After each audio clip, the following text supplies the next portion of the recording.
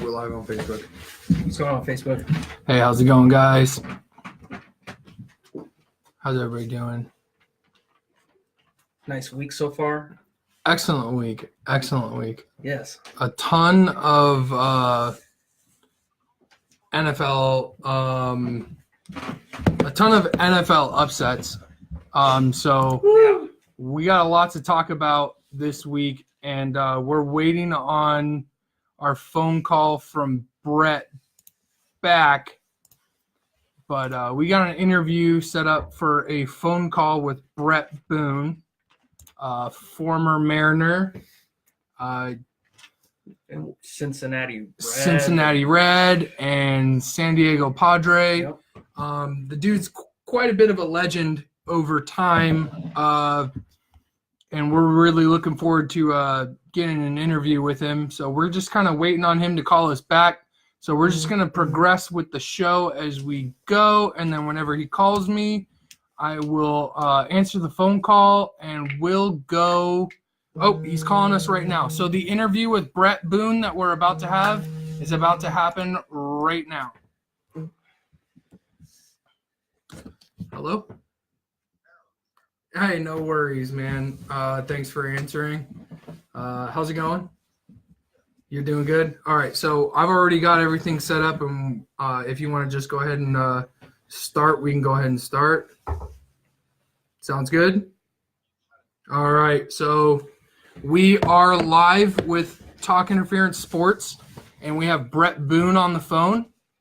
How's it going, Bret? Good. How you guys doing? We're doing fantastic. Excellent. Thanks for taking time out of your day to talk to us. We're really excited that you reached back out to us, and we look forward to this interview with you. Absolutely. We'll just go ahead and start rolling with the punches here. So after 14 years of playing in the Major League Baseball scene, is there any appeal to continue to watch or pay attention to any of, baseball at all? Well, I always have some side interest. I worked for the Oakland A's for a couple of years in the minor league system and work with a lot of guys. A lot of those guys are in the big leagues now. So I keep my eye on certain guys, and, my brother's managing the Yankees now, so I'll keep my eye on them. I'll keep my eyes on the Mariners. But as far as everyday tracking, no, I kind of, I go in and out. When I have time, I watch, but I've got 4 kids, and, I've got a son and going to college at Princeton. In Princeton, right. He's a player, so I make a couple trips out there to the East Coast during their season. And I got twin boys that are 14, and I help coach their travel ball team. So I'm kind of busy, but Wow. I told you the things I do still watch. I check in on my brother to see how the Yankees are doing. Right. There's certain guys that I keep my eye on. I'm always keep my eye on the Mariners. And but no, I'm not an everyday, update you with what's going on in the American League East or American League West. But I get there when I can. I'm still a fan of the game. Right. Okay. Well, How gratifying is that, watching some of the guys that you coached you're a batting coach now playing in the major leagues? Well, I don't think, I put my time in. A lot of these guys, it's not because I coached them. A lot of these guys had the ability, and you kind of knew that they were prospects and were going to have a chance. And as a coach at that level in the minor leagues, you just like to, I just pass on some knowledge that I gained over my career. And if I can teach 22-year-old kids the stuff I knew when I was 32, they're going to be way ahead of the curve. So it was stuff like that. But yeah, it's cool seeing them make it.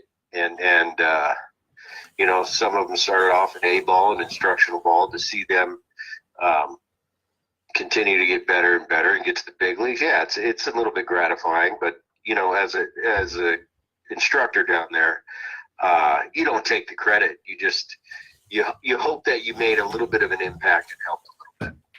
Okay. All right. So that's awesome. I like that. So is there any interest in, I understand that you worked with the A's for a little while, but is there any interest in coaching maybe in a head coach position like your brother or? There would always be interest in something like that.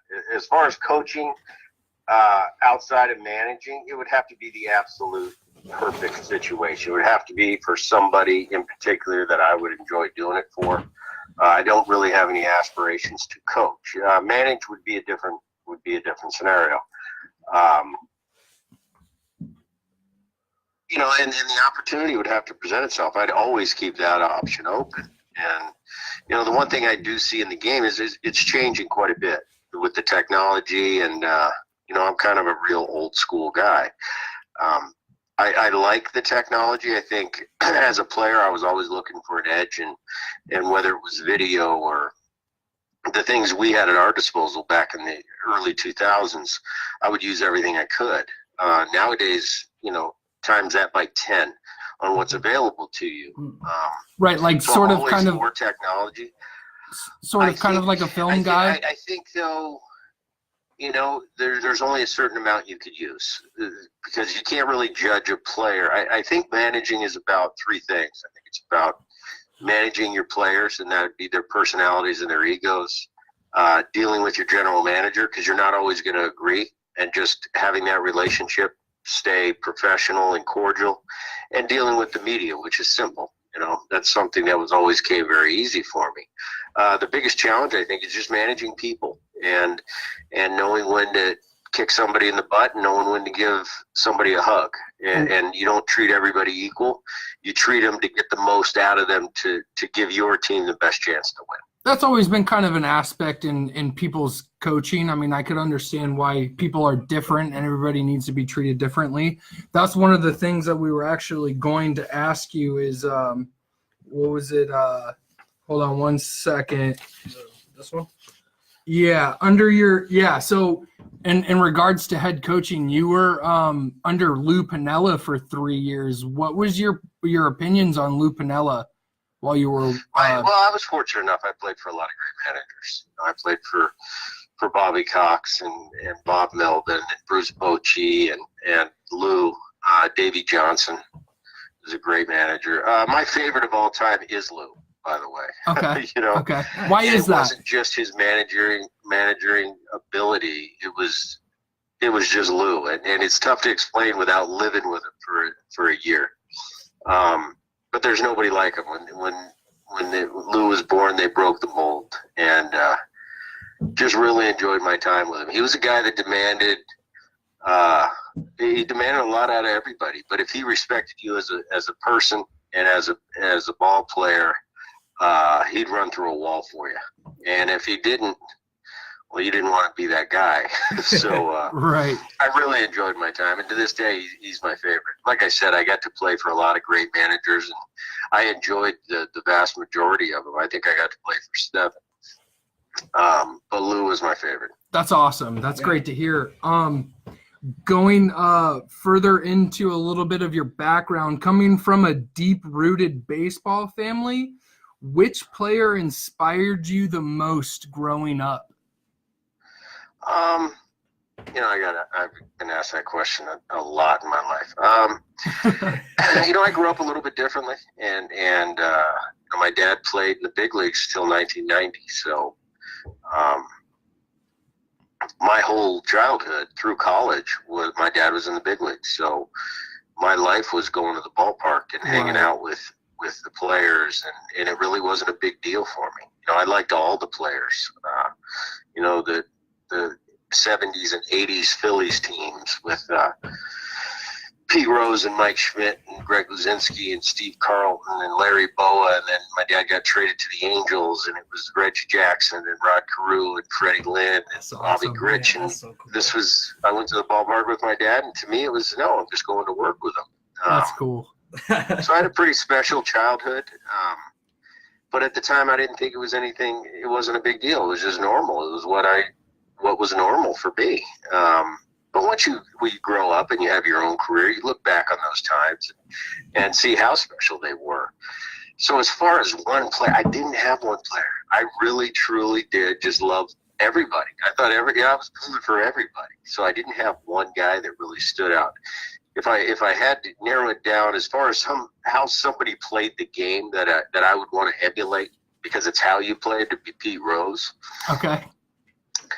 But it was, as far as looking to a guy who inspired me, I would go with my dad, and it wasn't for what he did on the field, offensively or defensively. He taught me how to be a pro. He taught me how to act like a big leaguer, how to behave when you're in that position, and with all the eyes on you and everything. There's my two guys. Okay. So that actually brings up one of the other questions that we were going to ask you is we read a little bit into your background, and we saw that you did spend a lot of time in the Phillies organization while you were younger, and that you did get to hang out with Pete Rose. Feel free to not answer the question at all, but do you have any thoughts or, opinions on him being in or out of the Hall of Fame? It's a tough one for me. It's another question I get asked all the time. Pete's one of my favorite players of all time. Obviously one of the best hitters, and just kind of iconic players of Absolutely. This game, of all time. That's a tough question for me, because that's just one thing in this game that you cannot do, is Right. bet on or against your team. And I don't think Pete necessarily went into it and bet against his team. I don't think he would do that. But you got to look at it on both sides. If you're betting for your own team, you're putting your players at risk. Right. For example, if you have a closer that's gone 2 nights in a row and it's the third night and you give him the night off, for precautionary, to take care of his arm, take care of his health long term. If you got a big bet riding on it, you might bring that guy in when that's not the right thing to do. Absolutely. So I think I'm so caught in the middle on that question, because of, as a young man and as a kid, what a strong influence he was on me. And as an adult, to be posed that question, I'm kind of stuck in the middle. So I'll keep it there. Okay, I understand. That's a perfect answer. I Absolutely. appreciate that one. Should Yeah, go ahead. Ask. this one? Yeah, go ahead. Or- Go ahead. Number All right. 4. All right, number 4. In your opinion, who do you think is the best second baseman playing right now? Playing right now. Wow. There's a lot. Since I retired, I paid attention a little bit. And there's some good ones. Robinson Cano has got to be up there. I know he had a controversial last year. Yeah. But from a body of work, from the beginning of his career to now, offensively and defensively, he's about as good as there is. I'm trying to think of some other guys. Javi Baez, this guy, I think he's got a long way to go. Had a breakout year this year, top 3 in the MVP. Defensive wizard. I don't know if you would call him a second baseman. He's playing short, third. I don't know that we've ever seen anybody like Javi Baez that can excel to a Gold Glove level at 3 positions. But Absolutely. he's definitely a really high-level defender at all 3 positions, and is starting to learn, having a little more plate discipline this year. You saw a big improvement. So if he keeps on this track and continues to improve, I think he could be real special long term. I'm trying to think of some guys out there. Hey, you know what? If you want to stick with Baez and you want to stick with Cano in the top 2 for you, I think overall, Baez and Cano, that's apples and oranges. I can Baez is a agree young with- kid that's got one big year under his belt. You got Robinson Cano that's got 12. I don't know what's going to happen in today's day and age with the Hall of Fame, but if he continues on this pace and even had another year or 2 with his career averages, to me, Robinson Cano's first ballot Hall of Famer, no questions asked. absolutely. So I think Absolutely. he's the elite guy at the position now as far as body of work. You got guys that I really like playing. My guys are starting to retire now. The guys that Right. playing when I was retired, they were young players. They're starting to retire. Right. So the new guards coming into the league. But there's a lot of talented guys out there. At short second, it's amazing to me. It seems like the kids are getting bigger, stronger, faster. I'm noticing that. The day and age of when Cal Ripken was considered a freak, being the size he was, playing the position shortstop. Right. Now that's common. I sit there and I look at help me out here. This is the shortstop for the Yankees. Dang, what's his name? Oh, the new Shortstop for the Yankees. I can't think off the top of my head for some reason. Now I'm drawing a blank. Anyway, it just seems like these kids are just bigger, stronger, faster, and it's normal now to be a 6'3" shortstop. It's normal for these second basemen to be 6 foot, 6'1". Right. In my day, it was, I was 5'10", and that was a normal size to play second base. Right. But these kids today, it seems like they're getting, from a skill standpoint, I think the physicality of the game is getting better.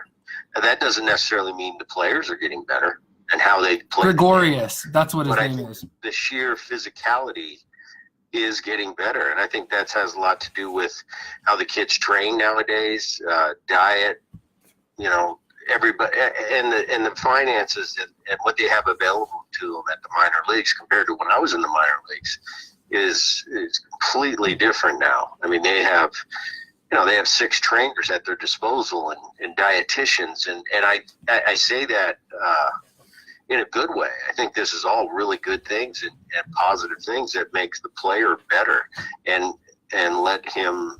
give him the best chance to reach his potential from a physical standpoint. Now, that doesn't necessarily mean the players are better now. It's just the physicalness. And I think you see it in all sports. I think you see it in football. I think you see it in basketball. I think these kids are coming out now, being bred a little bit about having to better. raise the rim in basketball because these guys coming now are just so big, so fast, and can jump so high, maybe compared to 40 years ago. Yeah, and I think that's just human development. And I think as longer we go, and in 50 years from now, I think you're going to see a whole new crop where it's, they're going to be talking about the early 2000s, say, oh, those guys couldn't play with us today. But I think as far as you keep going forward, the game and sport in general is always going to get better.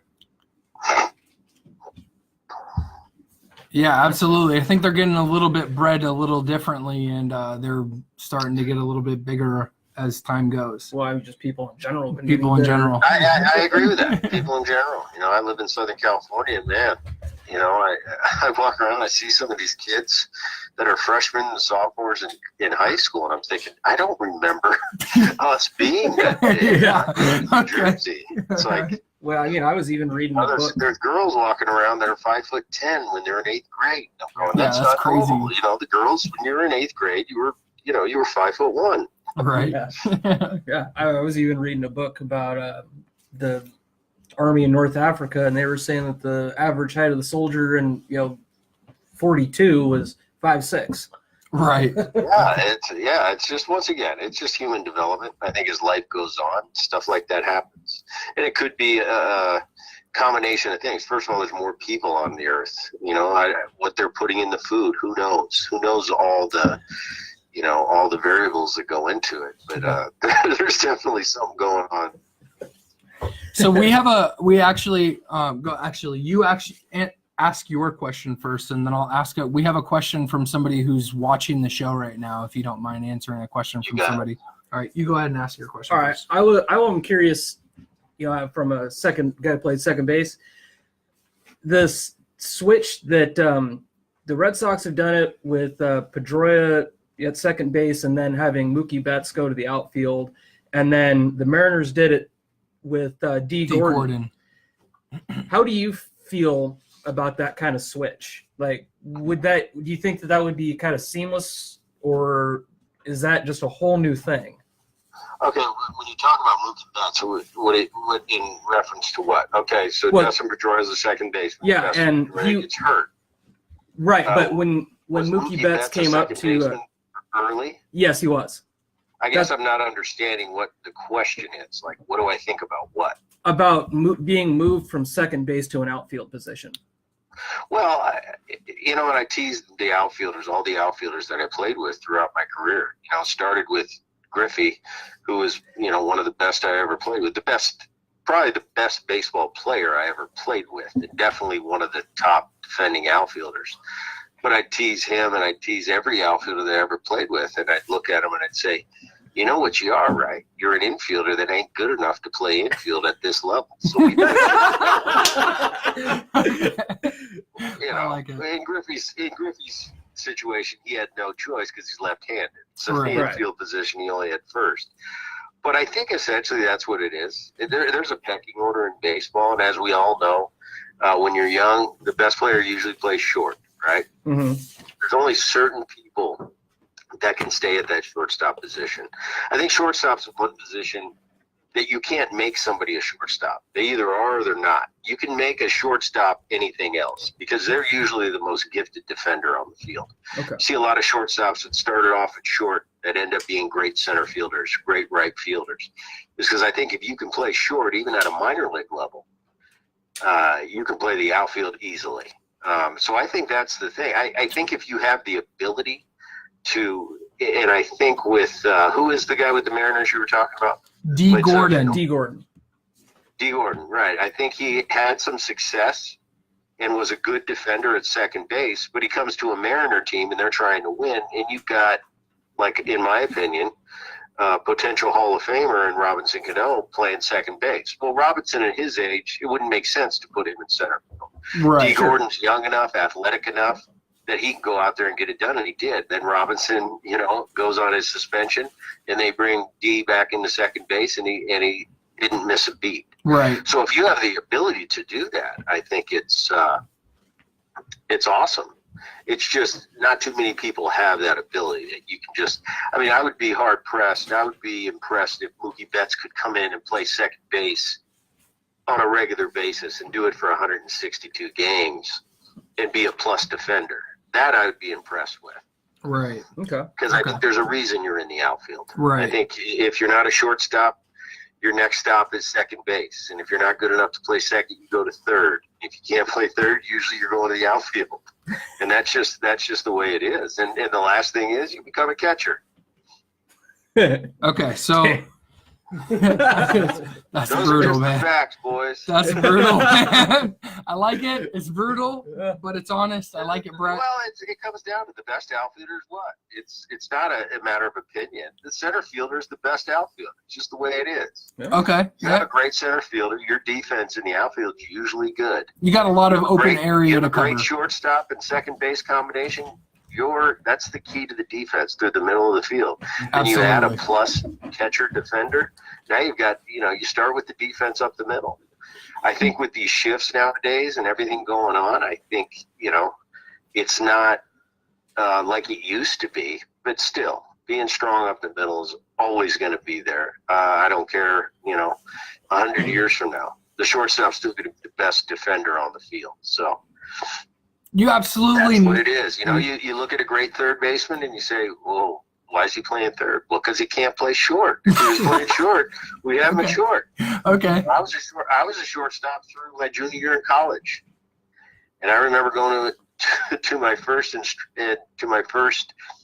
I got drafted. I signed. They sent me over to a little 2 or 3 day mini camp before they sent me to my first assignment, which is Carolina Lake.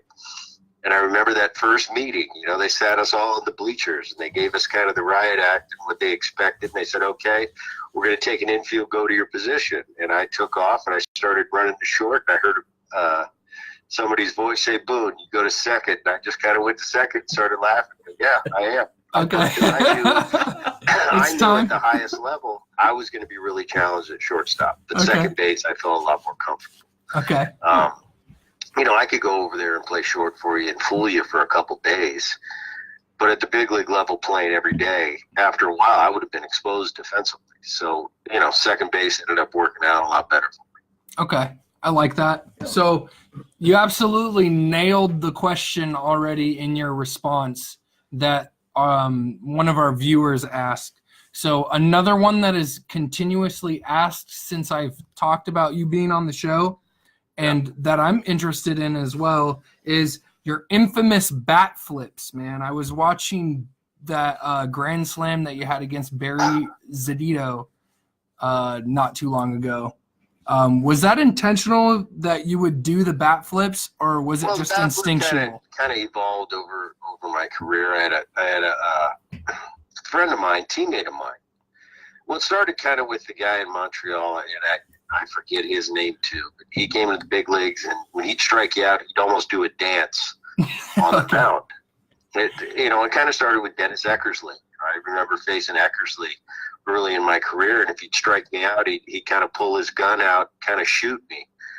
And, it's not that I was overly angry at that, but as a hitter, when you get struck out, he breaks his revolver out and shoots you, it kind of sticks in your craw a little bit, like you really want to get him.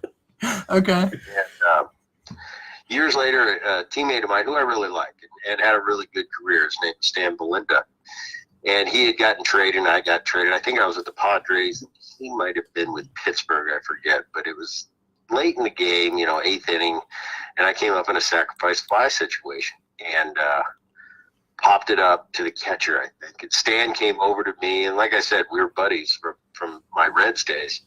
And he kind of said to me in the heat of the moment, "Way to pop it up, Booty." And I kind of, that was the last thing I wanted to hear right now. I don't care if you're my friend or not on the field. Right. After the game, if we're out at a bar or at a restaurant, yeah, that's when you can give me a little crap. Yeah, low But blow. I remember not too long after that, I hit a big home run off him in a big situation, and I just stood there, and something made me flip my bat, and that's when it started. And kind of in Seattle, it kind of took on a little life of its own because my teammates really liked it. Oh, yeah. The booby bat flip, they wanted it. The fans loved it. I kind of kept doing it, and took it to another level. But it was nothing that I really, I never stood at home plate and just, stood in the box and just watched it go out. It would always be hit it. When I know I got it, flip of the bat, and I'm on my way to first base. I like it. And it was just kind of my thing. Like I said, I kind of did it for my teammates. They liked it. And, some pitchers didn't like it. Some pitchers didn't really care. I didn't really care when I was playing. Right. That was just my little thing. I was going to do it. If you didn't like it, hit me. Right. It didn't really bother me. And to be honest with you, I didn't get hit. I don't remember really getting hit for a bat flip. Okay. And that's because I think I was always on my way. I wouldn't stand just watch. Some of the bat flips today I laugh at. I call them premeditated bat flips. If you watch my bat flip, it's kind of natural, like part of my swing. I just gotta let it go and keep going. There was a lot of times where I was watching the highlights after finding out that we were going to be talking to you, that I would see that there would be one where you'd hit the bat and it looked like it was going to be a bat flip, and it was like you knew that it wasn't going out, so you kind of just tossed it to the side, and it was a natural thing. Well, and I appreciated that.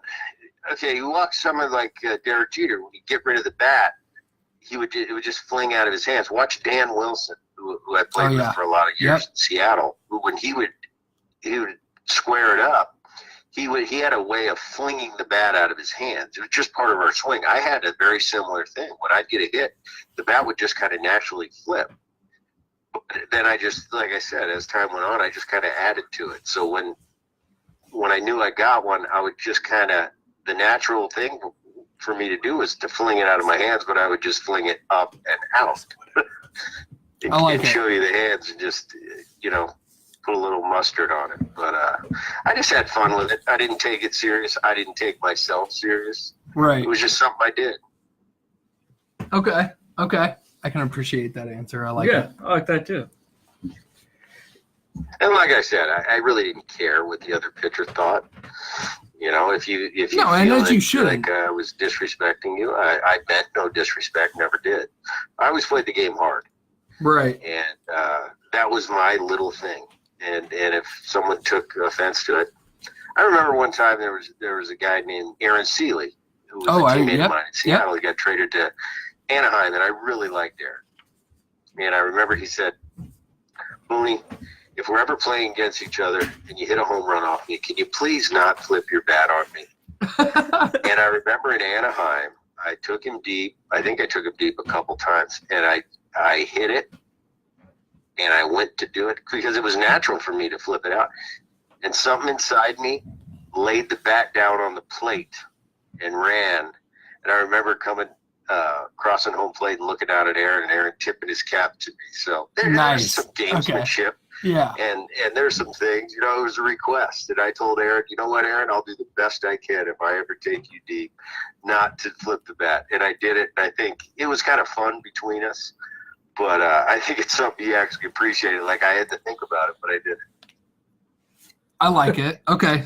So I got another follow-up question for you. Actually, it's not even really kind of relevant to the bat flip, but so the Mariners have made quite a bit of off-season moves. What is your opinion on the recent trades that have transpired? I'll tell you what, I don't even know what to think of that. Really? Okay. I understand what they're kind of doing. It's kind of, we're going to tear it down, stock our farm system with as much as we can. Because I think it was kind of depleted, their farm system. Oh, So I think it's they were almost trying to like get they're rid in of the- everybody to the get floor. Ohtani and didn't get Ohtani. So Yeah. it was just kind of a fire sale at that point. Yeah, I just, I don't know. It's kind of sad for me because since I left Seattle, they've never been to the playoffs. And it's such a great city and full of great fans. Well, thank you. Man, just all you need to do Appreciate it. win. You win in that city, and that city will show up. I saw it in 2001, 2002, 2003. I went to a Seahawks game a couple years ago, and I remember walking to the stadium and looking around and just going, you know what, this is really cool. It's And nuts. this is what Safeco Field used to be like. A friend of mine was with me. I said, in the early 2000s, I said, this was Safeco every night. The place was just rocking. And it's sad for me to see that Safeco's not like that anymore. And it's because we haven't been in the playoffs in 15 years. And all of a sudden, now you're going to tear it down and start over again. So I understand what they're doing as a fan, and for somebody that considers that city his home, it's got to be frustrating for people in the Northwest to, after 15 years of not going to the playoffs, now doing this. So, I wish them well. I don't know the intricacies of their organization right now or the personnel. Obviously, they're stocking up on a lot of young prospects. Absolutely. But as a fan up there, it wouldn't make me too excited. No, it's been rough, man. It's been rough since you've been gone. It's been hard to watch for sure. The thing is, the city's great, the stadium's great. It's a gold mine if you can win, and they just haven't put the right. I don't know what it is. Whether it's the players, the personnel combination. I don't know. For me, there's no excuse you can't win in that city in a 15-year period. At least go to a playoff. Right. Yeah. I was just. I don't know. You don't want me to go any farther. I don't want to get in trouble. Yeah. Yeah, that's fine. Hey, yeah, don't get yourself in trouble, man. All right, so go ahead and ask your next question. All right, how much more time do you have, Brett? I got a few on that. What do you need? Okay, go ahead. Ask another question. All right. Who was the hardest pitcher that you had to face in your career? Oh, shoot. There's a lot of them. That's a question you get a lot too. Obviously the Pedros of the world, the Randy Johnsons. Oh yeah. But for me, it was the duo that stands out in my career was Atlanta of the '90s, and it was Maddox, Smoltz, Glavine. Maddox. Okay. And that's like a hitter's worst nightmare. And I remember, this is back before the internet. We didn't have everything at our fingertips, so you'd go to the USA Today, and we'd read the sports page, and if we were going to Atlanta in 10 days, I'd start counting the days and going, okay, if Maddox is pitching today, he's going to pitch in 5 days to see if I would miss one of them. Right. Oh, okay. Okay. So I, to sum it up, I always sum it up with just Maddox, Smoltz, Glavine. That was a nightmare for me in the '90s. But there are so many good ones. Like I said, the Randy Johnsons, the Pedro Martinez is for a 3 or 4 year period was as good as it gets. I think the best pitcher I've ever seen and faced, just from an all-around pitching perspective, it has to be Greg Maddux. Okay. All right. And I honestly I'm kind of surprised by that, honestly, but when you say it, Yeah, I'm not. Yeah, well, because when you say it, I'm just like, wow, okay, Greg Maddux, because like there's a lot of premier pitchers during that time, and when you say Pedro, I was like, okay, Greg Maddux is the greatest pitcher ever to pitch in the major leagues. Okay, and that's from seeing him a lot and Okay. seeing all the great ones a lot from my generation. It's just I appreciate the his answer. his off night was Still most good. guys on night. And he didn't have many off nights. I mean, if you look at some of his stats from the mid '90s, they're ridiculous. Okay. I think he had a 1.5 ERA one year. Oh, geez, I didn't even know that. His strikeout to walk ratio is ridiculous. And Okay. he just threw a real heavy ball, but he was a technician. I mean, he could just put the ball where he wanted, like no one I've ever seen. And I wasn't saying Greg Maddux was a bad pitcher by any kind of stretch of the imagination. I just, was kind of off put by that when, especially after you had said Caught Pedro. up in velocity, this and that. Velocity's great. Right. But some pitchers that had a lot of velocity, they don't bother me one bit. You got to throw it in the zone. These guys don't. Some of these guys throw real hard. They don't know where it's going, and I can wait you out. I don't want the guy that can hit the corner anytime he wants, Okay. with any pitch he wants. Those are the guys that that I don't want. No, that makes sense. And it's wild that's going to miss a foot out of the zone. And I know he's throwing 98, but 98 doesn't matter to me when I'm 28 years old. Right. I Sure. could care less how hard you throw. You come into the zone, I'm going to get you. No, that makes sense. And you can't put it where you want to put it. So it's going to be more, it's going to catch a big part of the plate.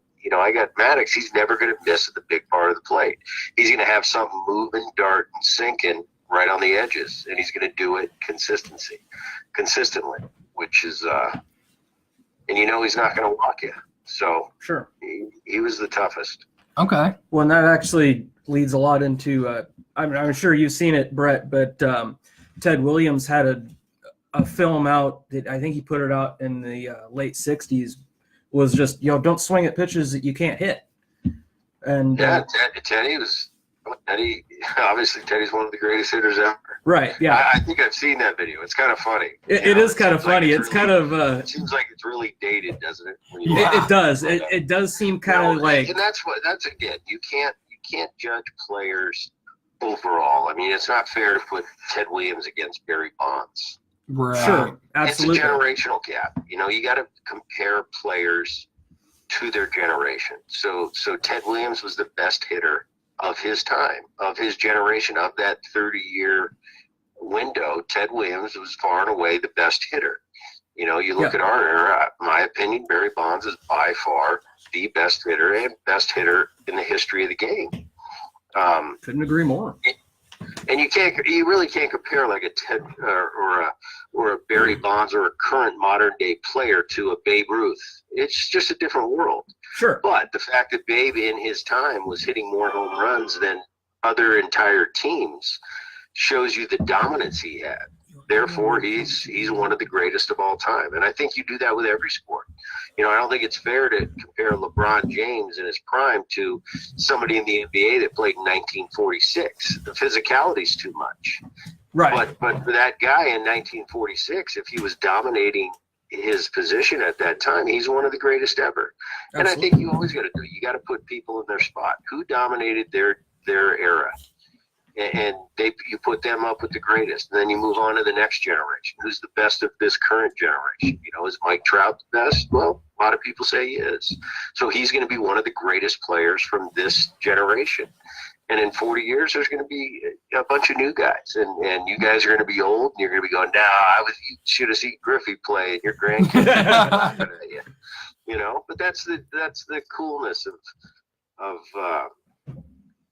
getting a little older. I have arguments to this day with my dad. He's still talking about the 70s Phillies. And I'm going, Dad, those guys can't compete with the guys in my era. No, yes, they could, and before my grandpa passed away, we'd have arguments about Mickey Mantle and Ted Williams especially, and I'd say, Gramps, these guys can't hit. These guys, Ted Williams can't hit with this guy or this guy. So that's fun to do, and it's just, comparing the generations. I can see that. I like that. And that would be just a crazy if you got time for there. 2 more questions, we got 2 Sure. more for you.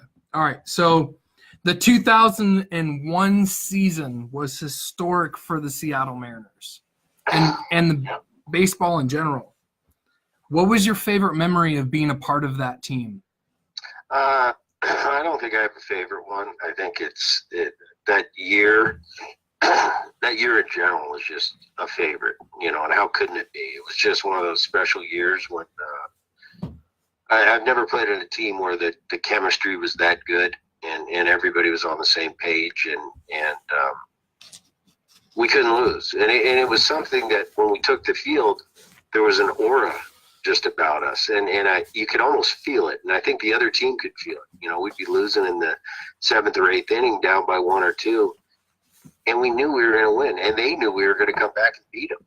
And it seemed like more times than not, and it wasn't an arrogance. We weren't chanting in the dugout or anything. It was just a subtle look, like we're going to get them again, aren't we? Right. And kind of the guys just looking at each other and giving each other a nod, like, yeah, we're going to get them again. So it wasn't an arrogance. It was just a supreme confidence. And like I said, you get to play in a team like that, maybe if you're lucky, once in your life. I remember the motto being 2 outs, so what?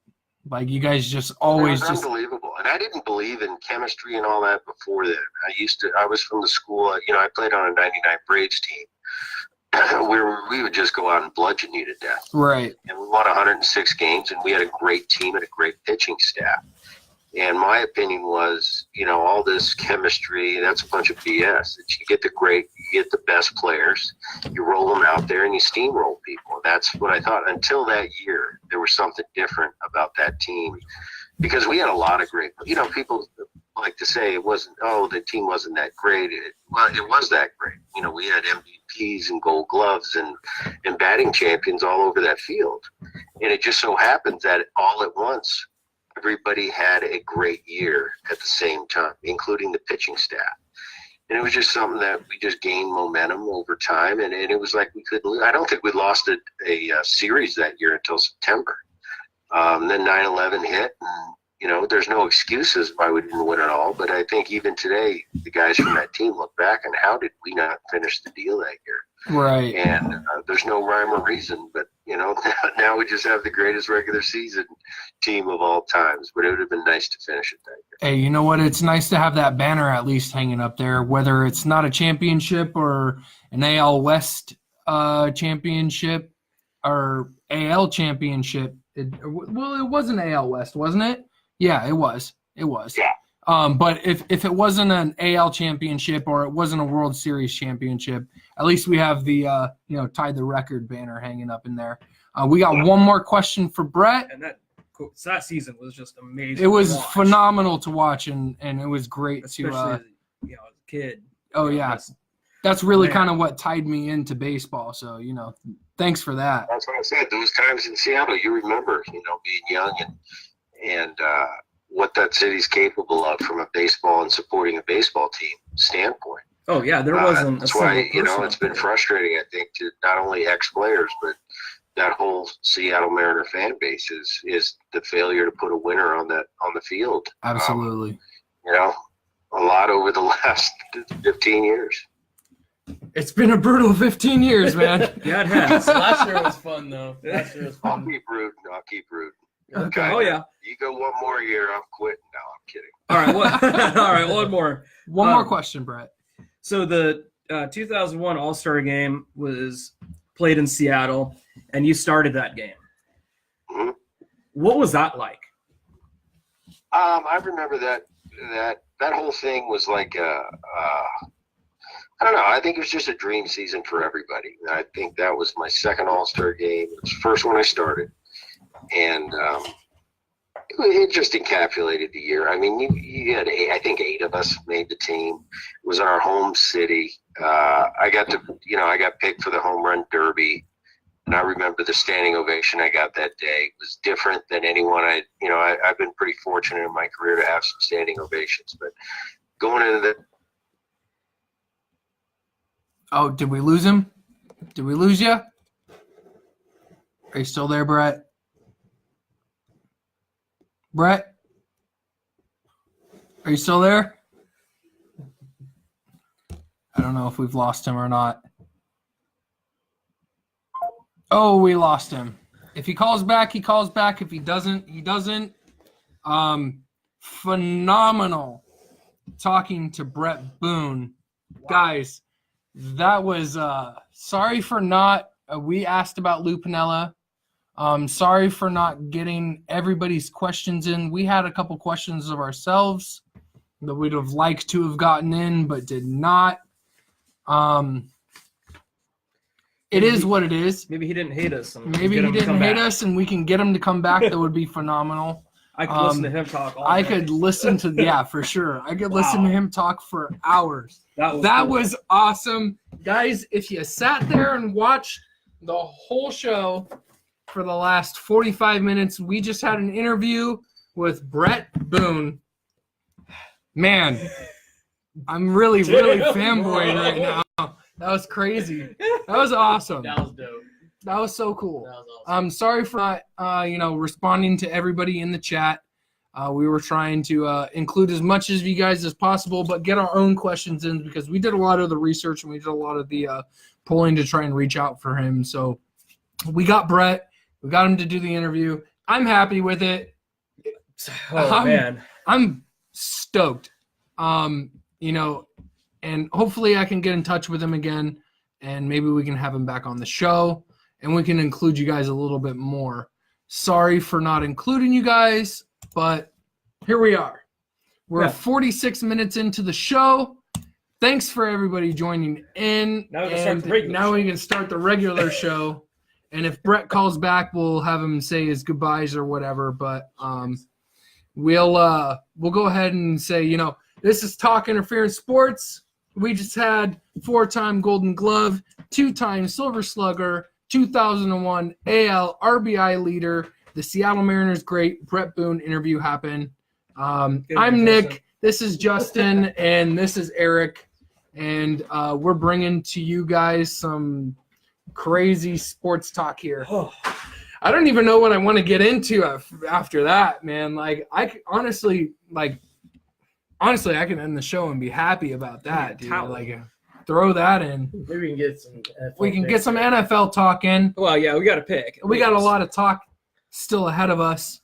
But, I'm still fanboying right now, dude. Yeah, for sure. That was phenomenal. Do you want to talk about your rugby stuff real quick? Maybe I can try and get a hold of him just to talk about some rugby here real quick. Yeah, sure. All right.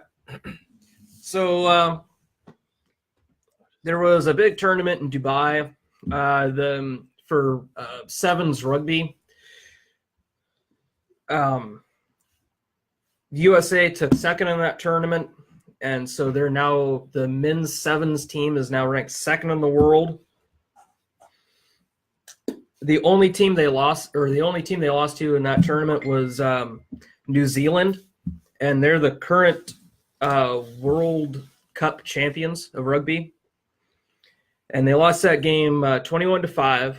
They did beat Fiji, which, in case no one else follows rugby, they're the 2016 Olympic champions. So that's a pretty big deal. And they also beat Australia. And this was the first tournament of the year, and they went 2-1. And the women's teams also played in Dubai.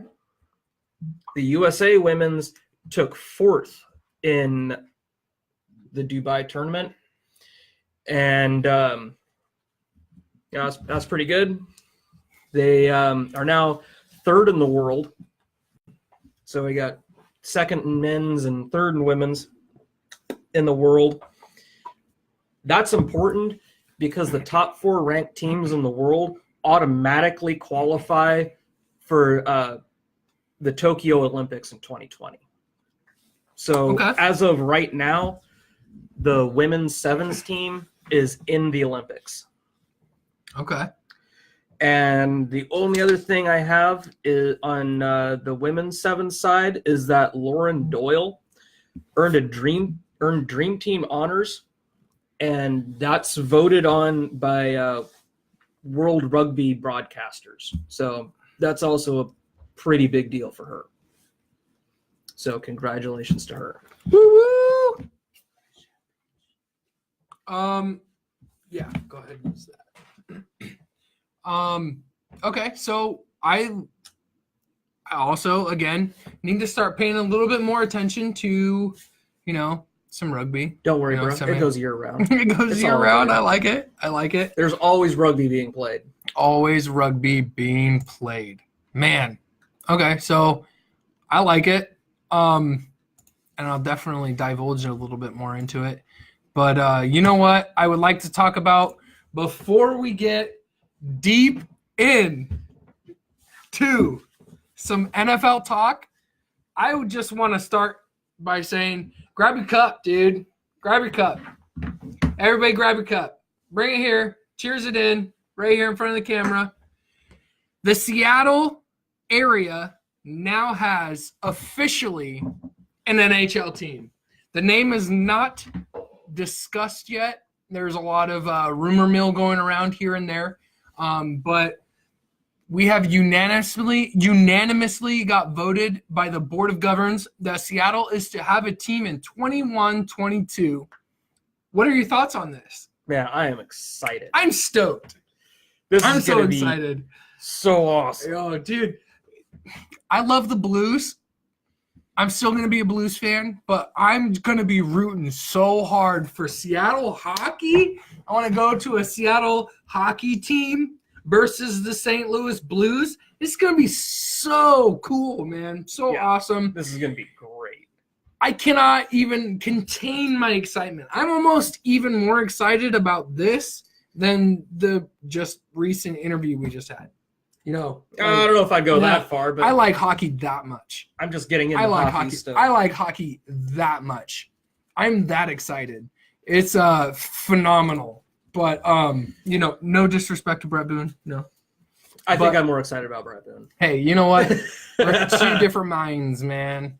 But I feel that they're telling us that we're gonna get the team in 21-22. And instead of getting the team in 2021, their expectations of getting this done, the expectations of getting this done for the arena is 1 month into the 2021 season. So what they're saying is that the stadium won't be done but 1 month into that one season, which is why we're not getting it that far. Well, and the other thing is that's just what they're projecting now. They just started today. Well, I feel like they could expedite it a little bit more. You could put a little bit more work into that, but the biggest thing is from what I was reading online is that the Players Association is expected to have a lockout. Well, and the other thing is to, not go into like some political whatever or anything or however you want to phrase it, but you're talking about a major construction here.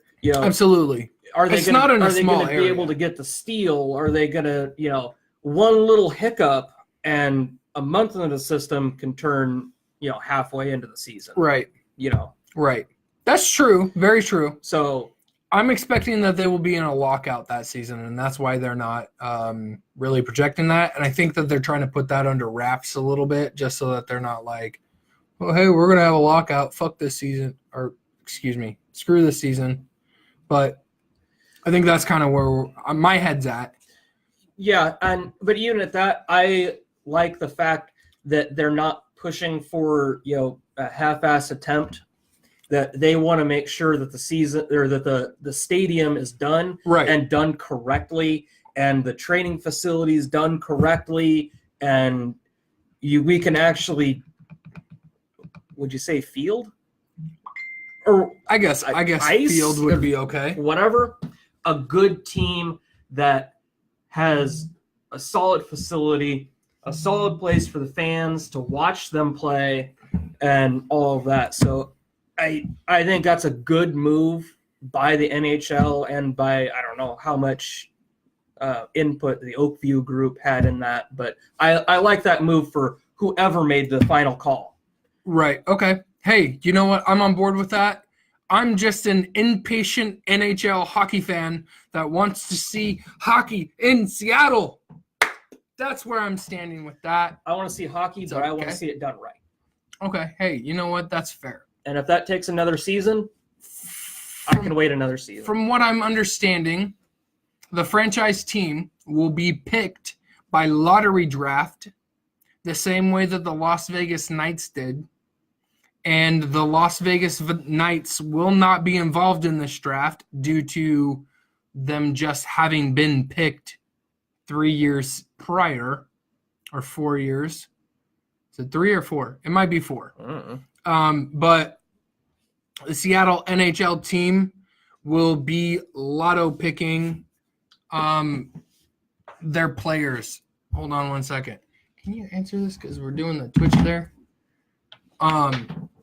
So basically, the Seattle team, from what I'm understanding, is either there's like 5 or 6 different names that they're supposed to be called, and people are just trying to kind of like pick whatever's going on there. But from what I'm understanding, the baristas, for some reason, to pay homage to the coffee? Yeah, really? to pay homage to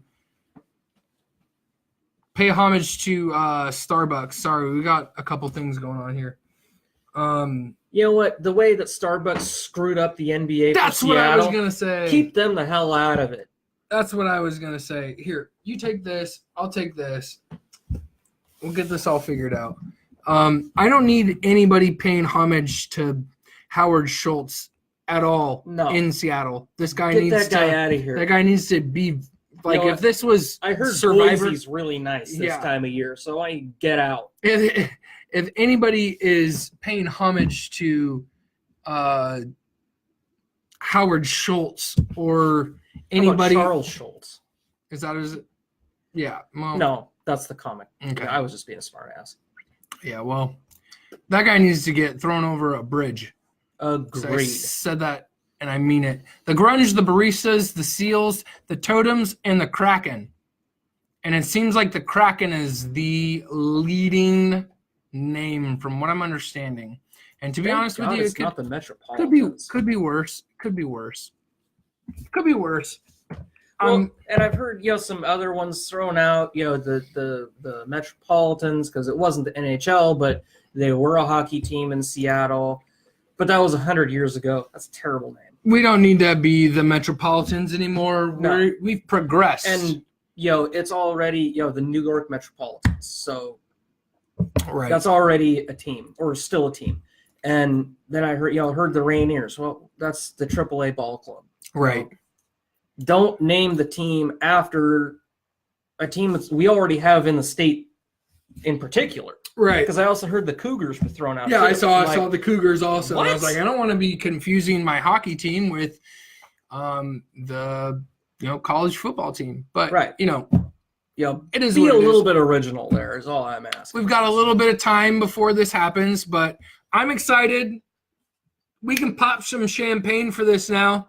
We officially have a Seattle hockey team. It is official, guys. I'm stoked.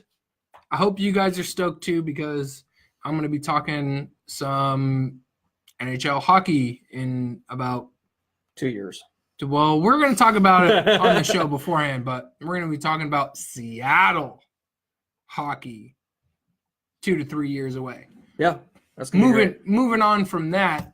Oh, man. Did you see this? Too, yeah. You did? I am so excited about this, too. Baby. And Seattle's getting a team, too. 2 to 3 days later, and Froblo talking about it over here. I love it. We've already brought it up into our topic of discussion, so I didn't want to, jump the gun here, but the XFL, Vince McMahon's football league, Yep. is bringing a football team to Seattle, and they're playing in C-Link. What are your thoughts here? Man. This is more I'm so sports, excited baby. about it. I This is great. can't be any more excited. That's more football. Yeah. It's less rules. Mm-hmm. There's less teams, less to keep track of. I'm stoked. I'm excited. Absolutely. I'm glad this is happening. We get an NHL team, and then a few days later, get an XFL team. I'm down for it. Yeah, I'm excited. It's just like everyone's just be like, here, that was Seattle, have a team. Yeah. Hey, NBA, where you at? Right? Where you at, NBA? We're out here. We're still looking for a team, brother. We got next.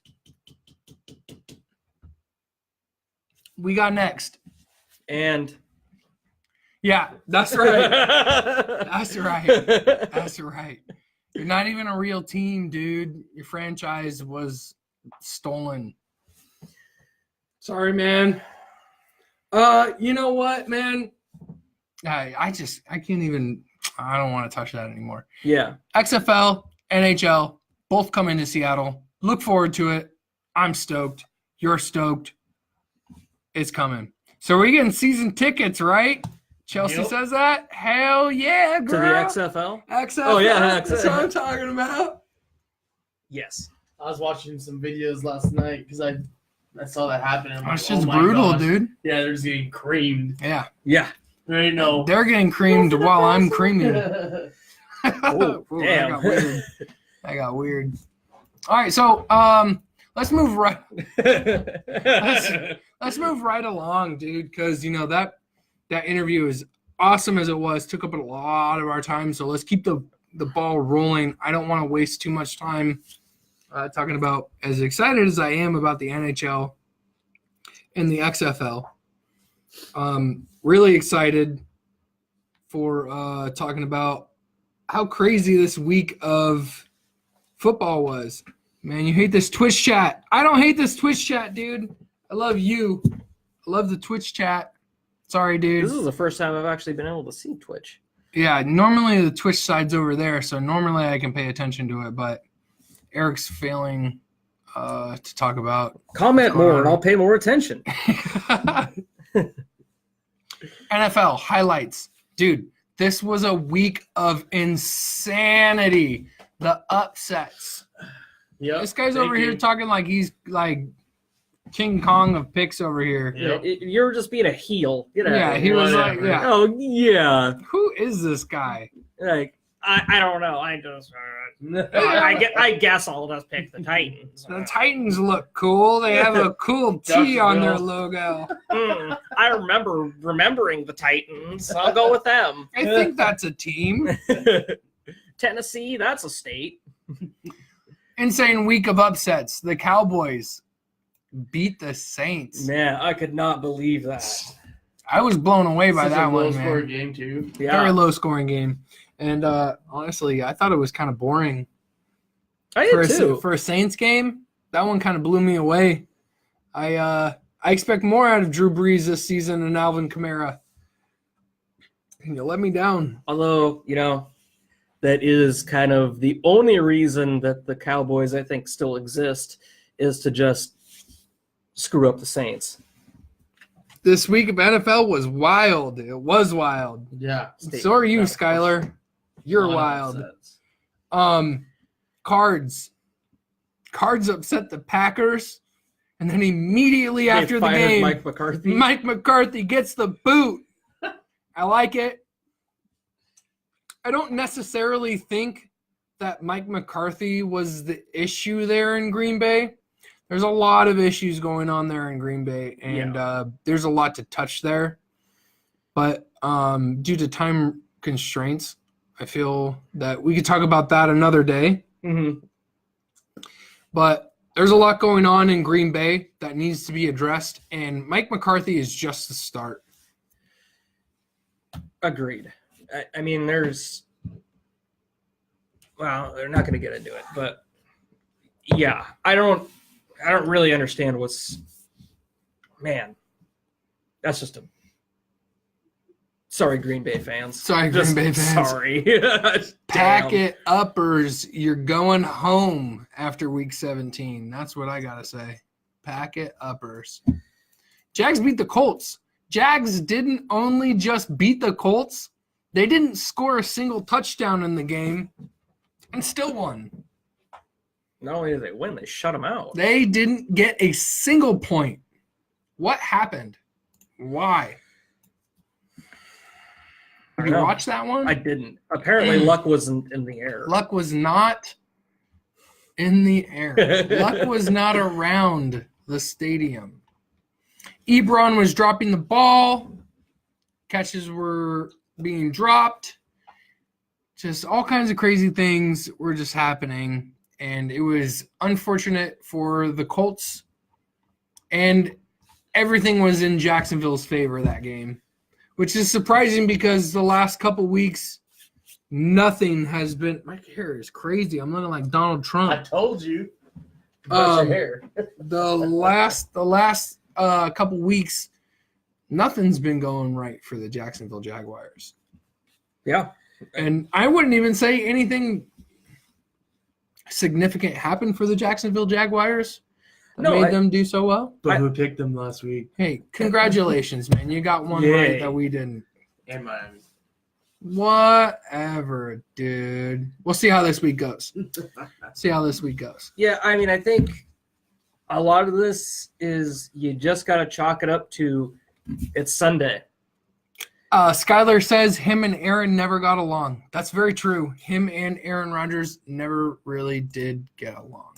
Yeah, these are all even going. if I didn't. Yeah, it's fun to talk about how bad, whatever team is. The last couple of years have been the Browns. These are still professional athletes. any given Sunday. So, yeah, I mean, on paper, you could have a Baker Mayfield go out there and beat Tom Brady. Absolutely. Any given Sunday. Would I put money on it? Probably not. No. But it could happen. Roll the dice, man. Bucks beat the Panthers. How do you feel about that one? Man, I was shocked for that one. I was too.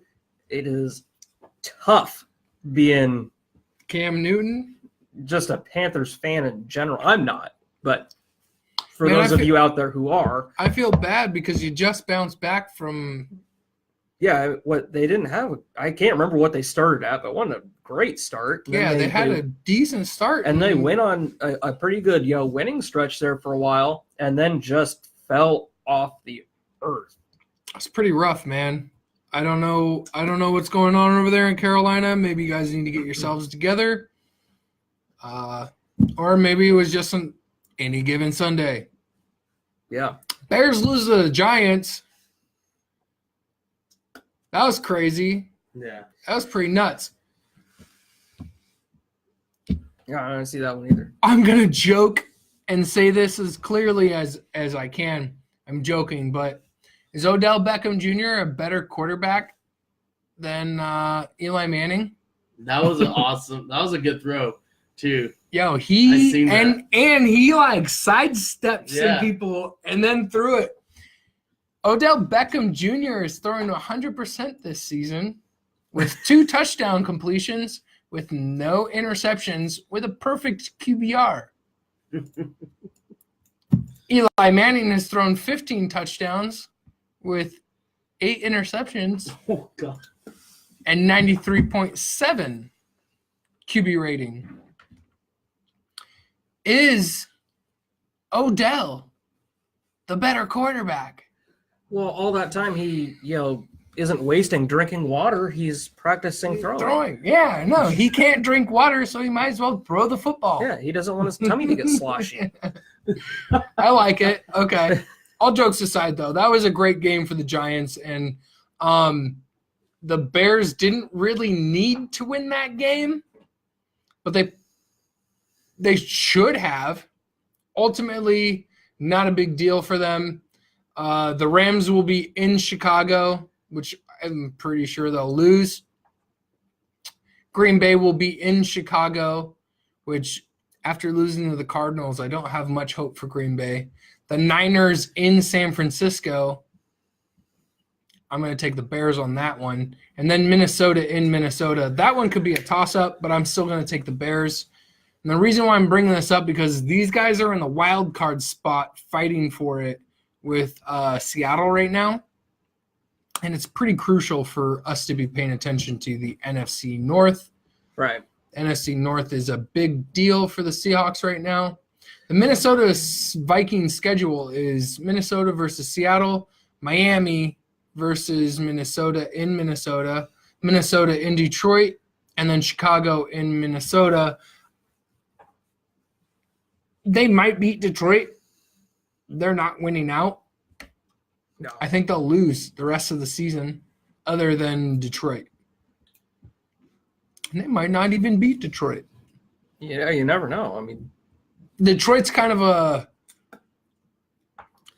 I think they've won some games they probably shouldn't have. absolutely, And they've definitely lost some games that they should not have. absolutely. So It's they're just kind of the Tennessee of the NFC right now. right. It's kind of like what team's going to show up. These two teams are fighting for the spot that the Seattle Seahawks are fighting for, and I don't think Minnesota is going to win. The thing that Other than Detroit, is kind of concerning, if you're a Chicago fan, I mean, you should beat the Giants. for sure. And, okay, that may not really affect you, but if you're going to make the playoffs and then be successful in the playoffs, You should beat the Giants. yeah, those bad teams, you should be able to beat them, and you should be able to beat them in a convincing manner, like Seattle did with the 49ers. Right. And like the year they won the Super Bowl, I think they played the Browns, and they just crushed them because they were a way better team, and that just needed to happen. Right. Do you see the Bears doing well in the playoffs? I don't think so. Why not? I mean, I hope they do good enough that the Seahawks get to play them over Dallas. So I think that would give Seattle an advantage there. I think it would be better for the Seahawks to play in Chicago than in Dallas.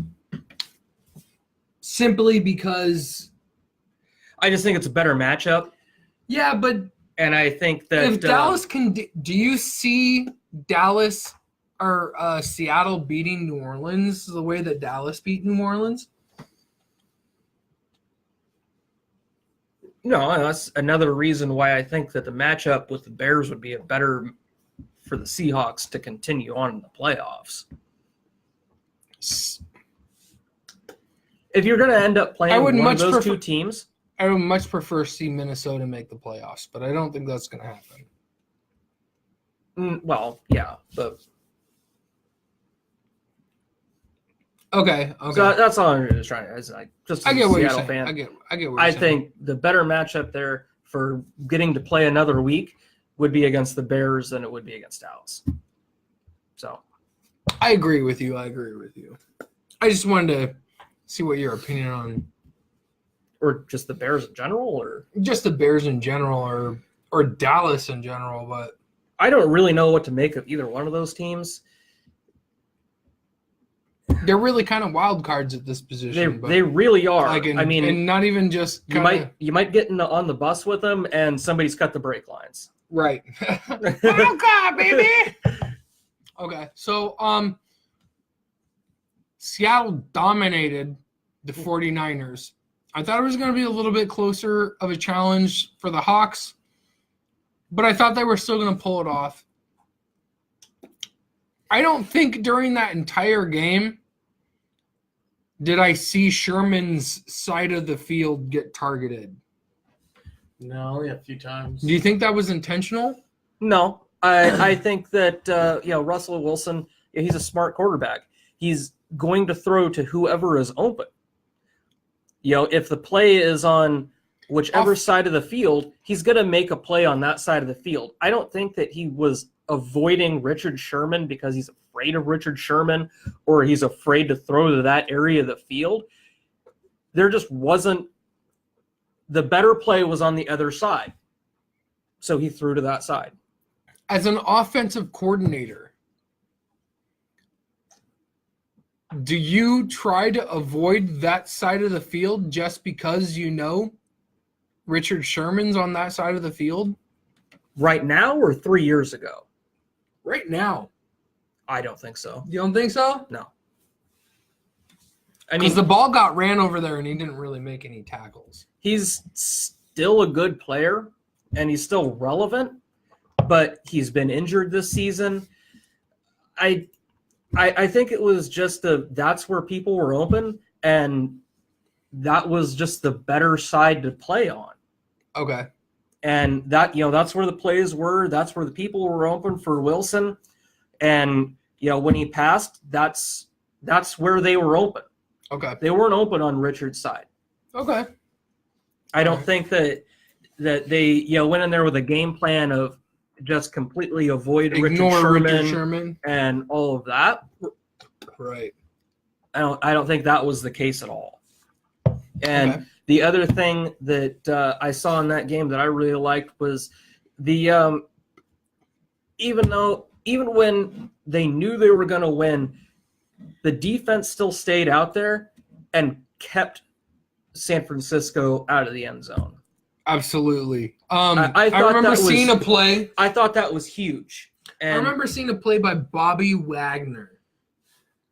Bobby Wagner was standing in the middle of the end zone. Like, not in the middle of the end zone, but like in the middle of the field, but towards the front of the end zone. And he was looking dead ass, like right at the quarterback.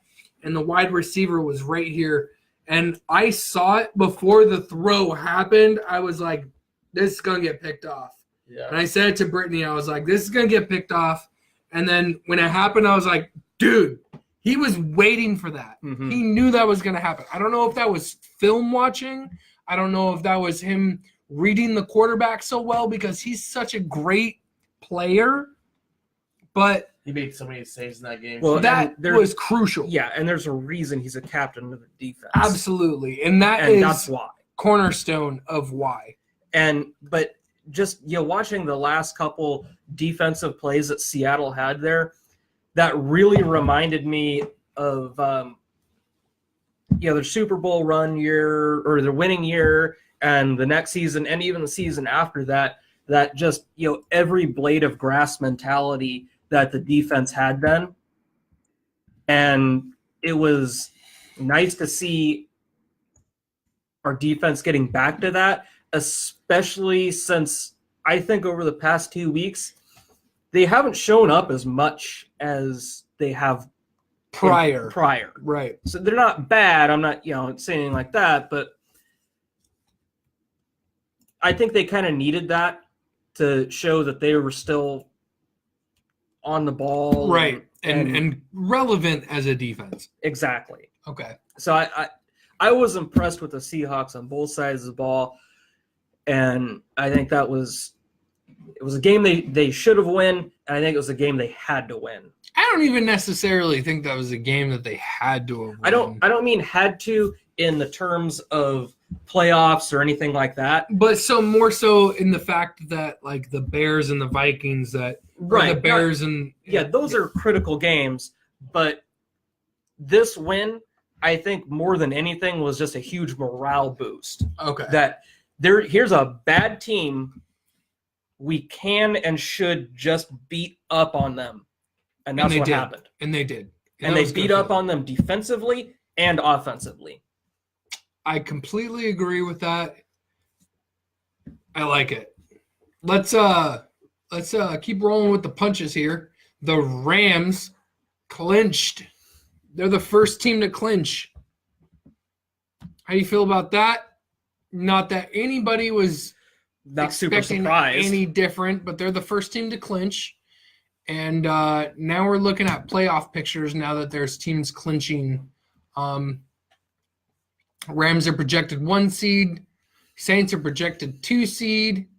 As it stands right now, 3 goes to the Bears, 4 goes to the Cowboys, 5 goes to the Hawks, and 6 goes to the Vikings, which is why I was saying we really need to pay attention to the NFC North.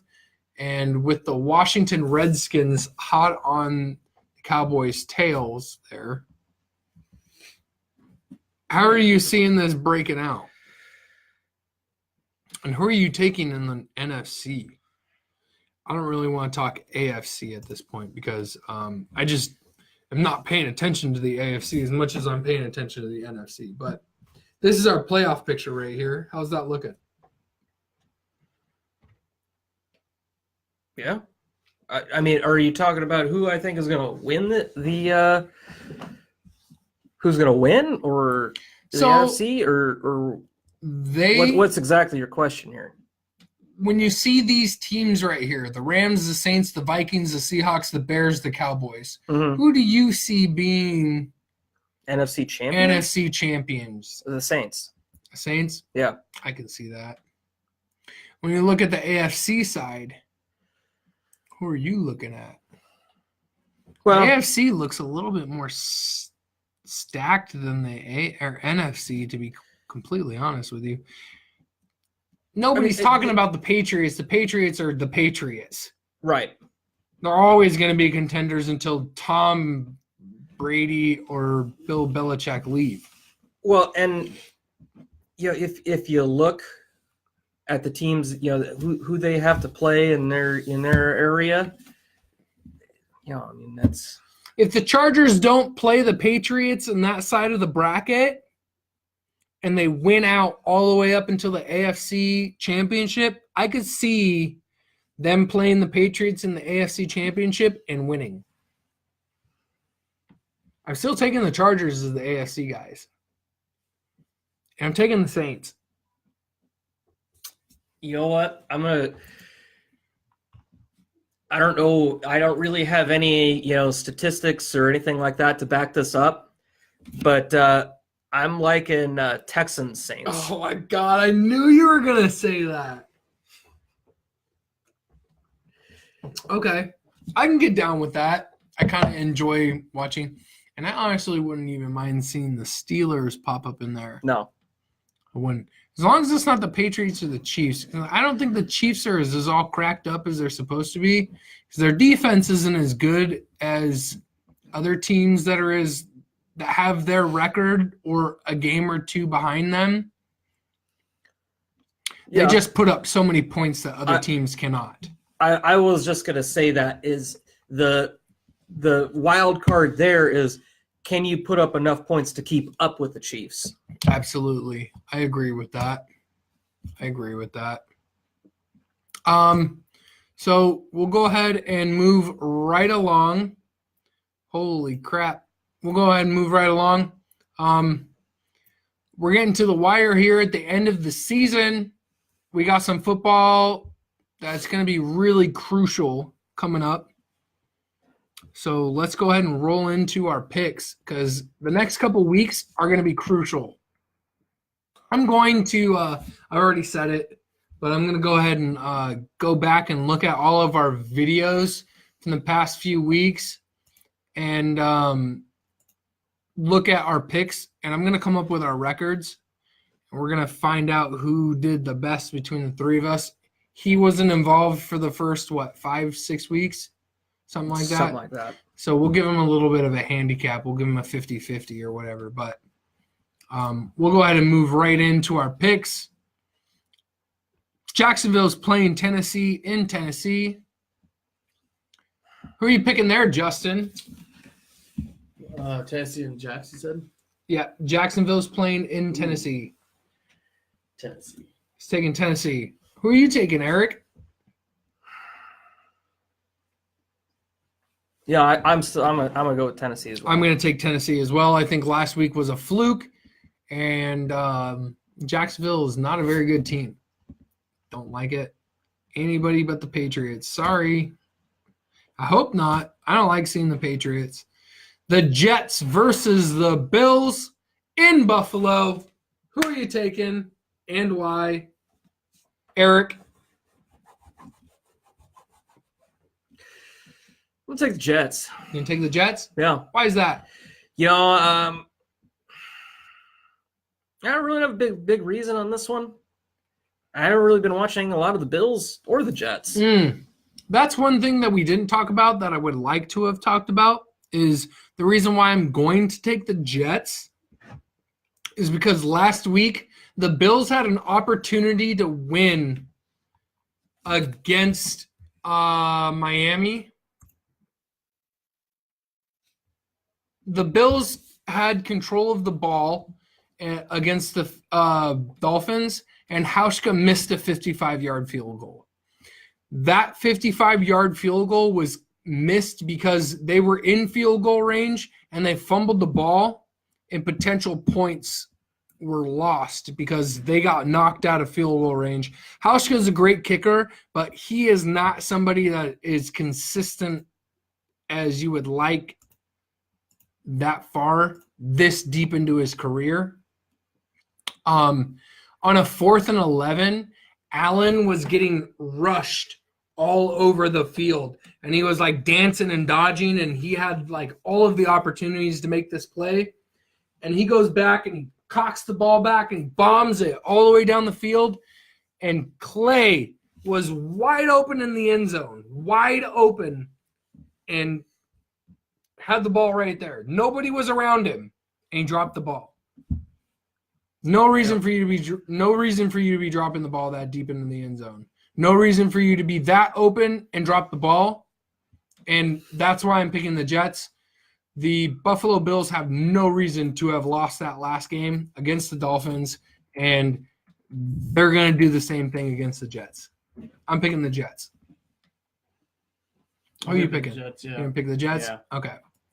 All right, so we're going to move to the New York Giants versus the Washington Redskins. This one's tough for me because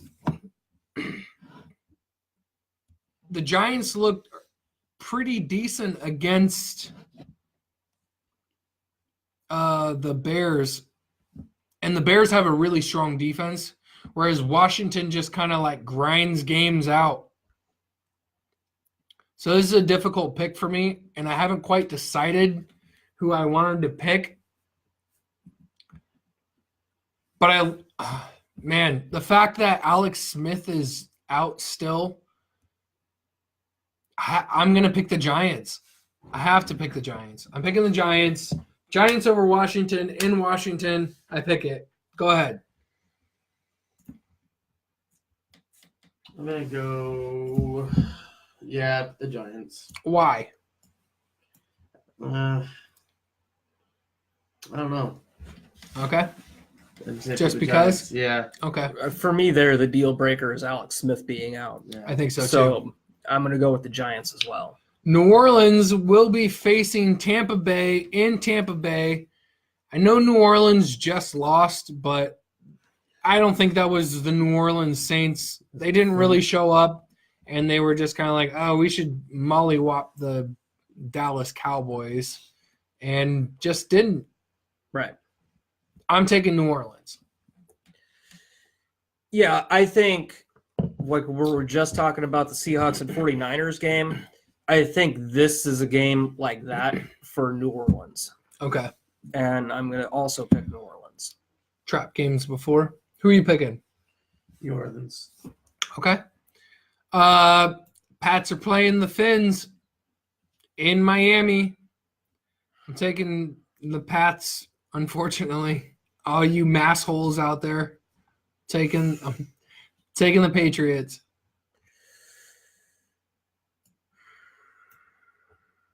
Rough stuff, dude. I know. Yeah, God damn it. Dolphins always give them a They do. run. Yeah. I mean, Dolphins always give them a run. I don't know what it is about Massachusetts teams and Florida teams because the Red Sox always have a tough time with the Rays.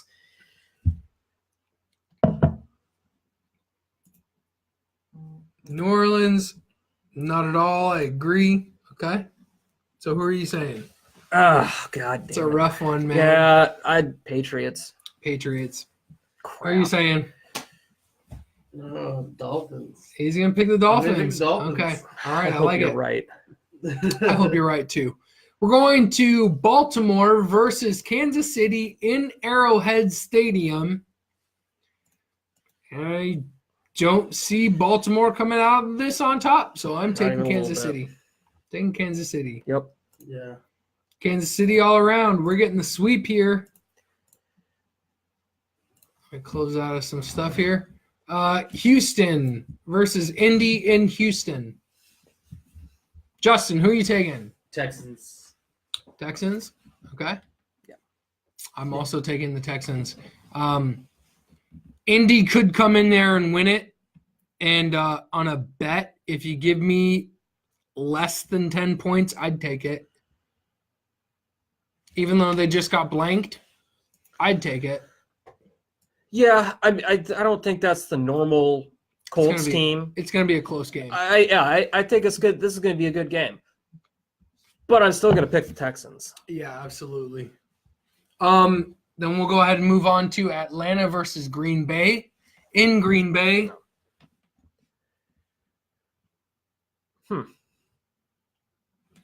I mean, they did just This fire one's- their head coach. This but- one's rough because they just fired their head coach. I'm gonna go Atlanta. Atlanta. You're going Atlanta? I'm gonna go Atlanta. Atlanta's not a very, I wouldn't say they're a bad team, but they're not a very good team this year. Yeah. I'm going to take Green Bay in Green Bay. Oh, it's in Green Bay? It's in Green Bay. Just because it's in Green Bay, I'm going to take Green Bay. I'm going to take Green Bay. I know they just lost to Arizona in Green Bay, but they're going to come back and redeem themselves. I'm Donald Trumping this. They will come back and beat them. Yeah, I think that, you got a guy like Aaron Rodgers, floating up. and I think he got embarrassed there. And Yeah, no, and Mike McCarthy's out, so I think Aaron Rodgers is full throttle. I now. think he's going to take over, and, I think Green Bay is going to. Denver versus San Francisco in This San one. Francisco. Oh, sorry. Carolina versus the Browns in Cleveland. Do it. The Browns. Yes. I'm going to take the Browns too. Carolina's been on, a 3 or 4 game losing Something streak. like that. Yeah, I'm taking the Browns. I like the Cleveland- Browns. who did they lost last week? To Texans. The Texans are a pretty good team. And I think it was in Houston. It was in Houston. They're not a very good road team. I think they only just got their first road Yeah, win that. just recently. Yeah, not last week because obviously they It lost in was Houston. 2 but- weeks ago. Yeah, I it was think. 2 weeks ago. They finally won their first road game. I can't remember against who, but in 2 years. Denver versus San Francisco. Give me 1 second. Talk about something. I cannot hold. Okay, it go. anymore. I gotta go pee. Talk for a second. Give me a second. You two talk real quick. All right. San Francisco versus Denver. Go. What are you thinking, Justin? Denver Broncos. Okay. Yeah, Why? because the 49ers. So. At least Yeah. the Denver Broncos has some kind of offense and a decent quarterback. Yeah, I mean, at least they have a quarterback that has, actually played a fair amount in the NFL Exactly. instead of what that kid just come out of high school. Yeah, or I think he's some only crazy thing like that. years old. I think Yeah. when I looked it up, it's like holy mackerels, man! Yeah, those man. I want to make six figures. I think rookie quarterbacks only start off making like 650, 600. I have no idea. Yeah. I mean, they can easily trade with me anytime. Yeah, exactly. But yeah, that's just rough. What's going on in San Francisco, especially after Jimmy Garoppolo getting Yeah, I know. injured, and it's like That guy, that's the second time. First got injured with the Patriots. because he was playing for Tom Brady. and then Yep. he got hurt, and now he's hurt again. It's like that guy needs to get healthy. Yeah, Maybe drink some more milk or something. yeah, Whole maybe. Yeah, I don't know whether it's just osteoporosis Yeah. or I don't know, something. Lou Gehrig's disease, Legionnaire's disease. I have no clue. I like it. I Got some like hollow it. bones. Yeah, I mean that's just rough for San Francisco. Yeah. I mean, the start of the season, they had such high hopes and for pretty good Yeah. reasons, and then it just Just crapped the bed. I'm Just terrible. Damn. it's been quite a bit of a mess out there in San Francisco. I'm taking Denver. Denver for the Dubs. I think that's unanimous. It's the 49ers. Come on. Yeah, you're right. We're taking Denver. Everybody's taking Denver. We'll move on to Cincinnati in Los Angeles versus the Chargers. I'm taking the Chargers. I mean, Andy Dalton's out. I think There's AJ some- Green's out too. yeah, that quarterback that's filling for Dalton is Not doing too bad. and he's getting touchdowns. Not doing he's too not bad. doing too bad. I still don't I'm think still he's taking going to the outplay Phillip Rivers, though. Yeah. I'm gonna go Bengals. All right, 'Cause you do that. I had some hopes for this. the Phillip Back to Rivers quarterback. hasn't done classic Phillip Rivers and just turned to crap halfway through the season. So Detroit versus Arizona in Arizona. Justin, who are you picking? Ooh, so there's Arizona and who? Detroit. Oh, that's gonna be a decent game.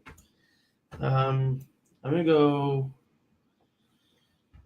I'm gonna go Detroit. Who are you picking? I think this last win for Arizona has probably got them riding pretty good. And I think they're going to continue on that roll. And I'm going to take Arizona in this I'm game. picking the Cardinals too. I like it, and I think they're gonna win one more game, and I think this is the game that they're gonna win. Yeah. Taking the Cards in Arizona. Let's go. And it also depends on like we were talking earlier, it depends on the Lions that show up. Absolutely. The Detroit Lions are always a team that either just shows up or they don't. Yeah. And Arizona definitely has shown up last week against the Packers, or maybe the Packers were just quitting on Mike McCarthy. Maybe. We'll find out. But I'm taking the Cardinals. yeah. Oakland versus Pittsburgh in Oakland. Sorry, Sean. Pittsburgh. I'm not even sorry about it. I'm taking Pittsburgh too. That's Pittsburgh. Pittsburgh. Really? That's not even a question for me. And you know what? We've been haunted by like the last 6 or 7 times we've said something like that. We're like, oh yeah, there's Jacksonville versus Indy. We're just Indy's gonna smash all over Jacksonville. Yeah, and then they didn't get and any then points. They didn't get any Who points. did Oakland play last week? Was it Patriots? Oh no. No, who did they play last week? Kansas City, I think it was. Why Yeah, don't you look it up? pretty sure it's I Kansas think City. it was. Yeah, because when I looked down, I'm like, what the heck? The Oakland Raiders is like trailing them, not by very many points. It was not. It was not the Chiefs. I don't think so. Week 13. It was the Chiefs. Yeah, It was the Chiefs. They lost by a touchdown. I know. So, That's yeah. why I was like, what Yeah. the heck is going on? I'm taking. Like, Yep. and that was I was still I don't taking care. Pittsburgh. I'm Yeah. taking Pittsburgh. Taking Pittsburgh. Philadelphia versus Dallas in Dallas. I'm taking Dallas. I'm gonna take Philly. I'm taking Dallas. Philly.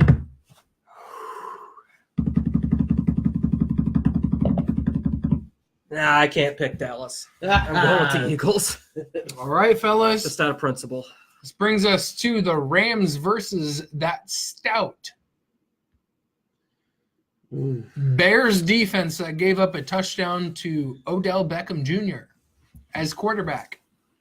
Who are you taking? It's in Chicago. Let's go. Bears, because I hate the Rams and I will never pick them. Yeah, well, I still want to be reasonable. I already threw that pick out away with the Eagles. I'm going with the Rams on I'm that taking one. the Rams as well. I think the Rams are gonna come in there and they're gonna not do as well as they normally do because it is a good defense out there in Chicago. It is. But Chicago just lost to the Giants, so there are some holes. The Rams will expose those holes a little bit more and fill those holes with some ram horns. All right. I just got sensual. No, yeah. Monday Night Football, brought to you in part by the Action Green Seahawks. They're wearing their Action Green uniforms. Are they playing that blind person game or whatever the hell?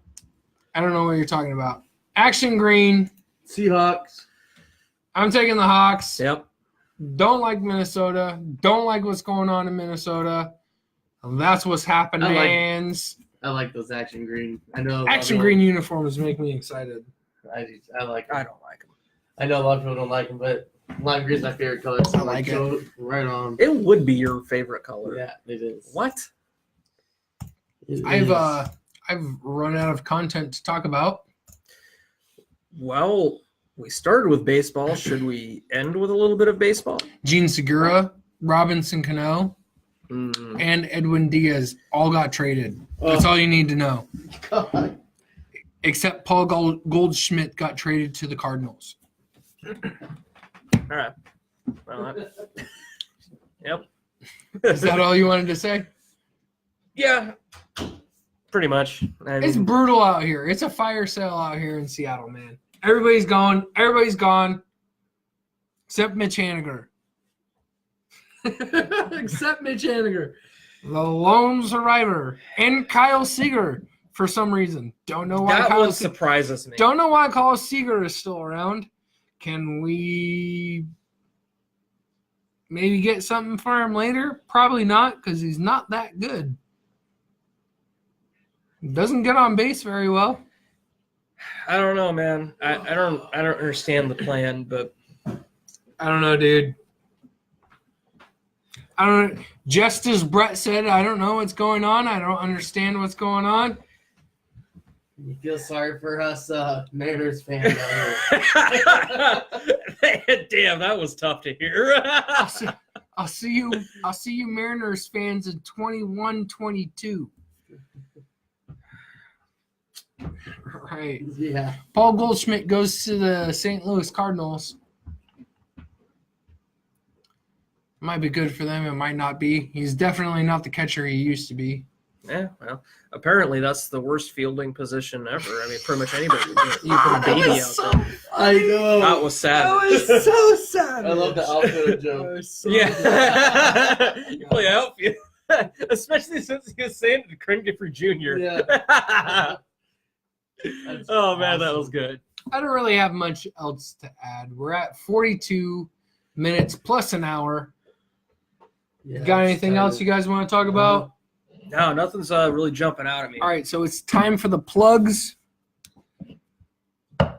Go to Tabby's Coffee out there in Everett, attached to the Everett Library. They will give you a 10% discount on your coffee.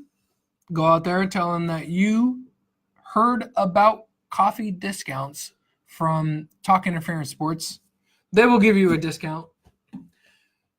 We are a partnership with Game Changer Sports Network. We are always live on Game Changer Sports Network. Like their page. Follow them. Big shout out to the NFL Addiction guys. The NFL Addiction guys have shown me a lot and taught me a lot about cross-point sharing. And I appreciate their help. And they let us share on their page with a huge platform. I cannot thank you guys enough. Make sure if you like NFL talk, go like those guys. If you like sports in general, go like Game Changer Sports Network because we are in partnership with them.